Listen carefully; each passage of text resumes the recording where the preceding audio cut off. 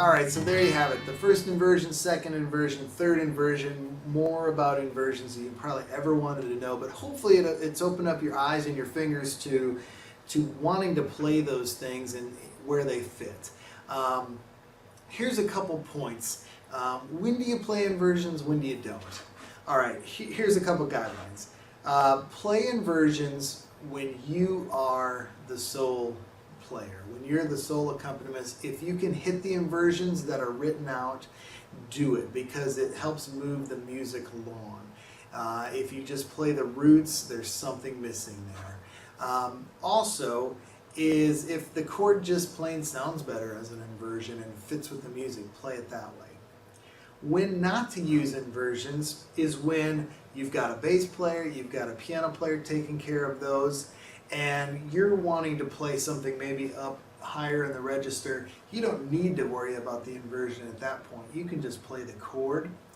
Or if you've got the piano player or the bass player taking care of those bass notes, then, you know, if it's a tough inversion chord, just play the regular old chord. But a couple things here, like if you're playing your E chord and it's an E over G, you probably want to stay away from the lower end here, because that gets low enough to where it won't get down to where the bass is, but it could start getting a little muddy and it'll lose that feel of the first inversion. So stay away from your lowest notes when you're not playing an inversion that's written, if that makes sense. Now, here comes the tricky part. There are some slash chords out there that are not inversions. They're what are called hybrid chords. And what arrangers will do to get either the piano player or the guitar player to play a specific chord is they will write it out in a hybrid manner versus, for instance, let's look at a chord called F sharp minor 11. You know, there's different ways to interpret that. You could figure out, well, let's play an F sharp minor. Okay, that's a 7, so I need to add an 11 there, which is a B, you know, and there's some different ways to play that. And but rather than leave it up to chance for the piano player or the guitar player or whoever else to figure out the chord, is they spell it out a little more specifically with a slash. What they'll say is, instead of saying an F sharp minor 11, they will say play an A sus2 over an F sharp. So you've got an A sus2 with an F sharp in the bass. And we've played this chord already in this video. And so if you ever see that, that's why.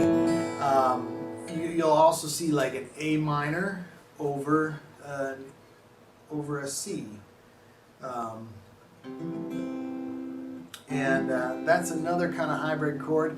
Basically that's a C6, but it's easier sometimes to communicate it's an A minor over C, or a C2 over A. Creates that same kind of sound that we had down here. So that's one kind of hybrid chord, and usually it has to do with the minor, a minor 7 type of chord.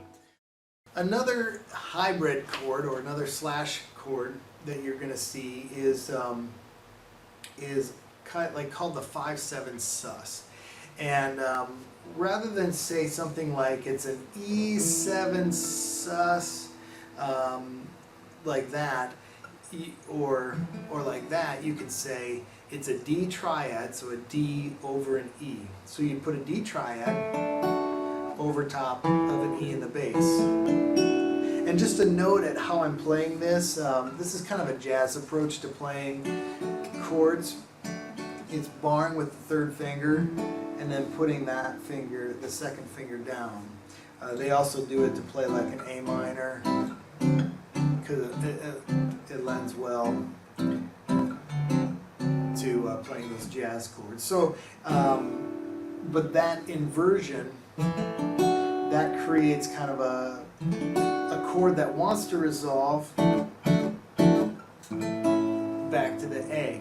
So it's technically an E7 sus chord, and it wants to go to an A. Or instead of resolving to the A, it may resolve to the E7, then to the A, or to the E, just regular E major. You'll also see like a B minor over an E, or a B minor 7 over an E, which is just adding that B up on top of this D triad. You can hear that, it's like ba da da da da, and that just adds another layer of the voicings. But again, it spells it out in a way that there's less guesswork for the piano player or the guitar player. So as you run across these chords that don't seem to make sense in the terms of inversions, know that they're probably a hybrid chord. One other hybrid chord I want to show you, and you see this one quite a bit in worship, is, as an example, it's a D, or an A over D.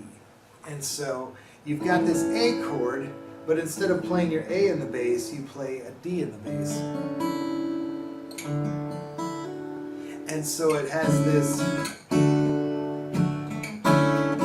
kind of Hillsong. And what I did there was an E over A. One of the new songs that, at least at the time of taping this, it's called Forever Rain. It's by Hillsong, and it has a G over C, which is that same concept. And it goes, oh, I'm running to your arms, I'm running to your arms, and it goes to an A minor. But just that, it's technically kind of a C major type of chord with a 2 in there, but rather than try to spell that out, they just say, play a G over a C. A G with a C chord in the bass. And it just creates this great sound. Again, on like Made Me Glad, Hillsong.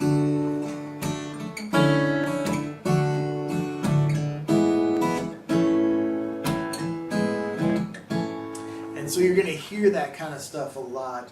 And especially once Hillsong does it, then everyone starts doing it. So, but those are hybrid chords. So pay attention to those slashes and look at them and say, maybe I should be playing that, because there's some great stuff buried in those.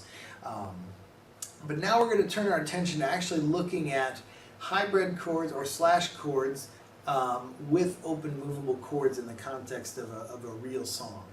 Let's go ahead and do that.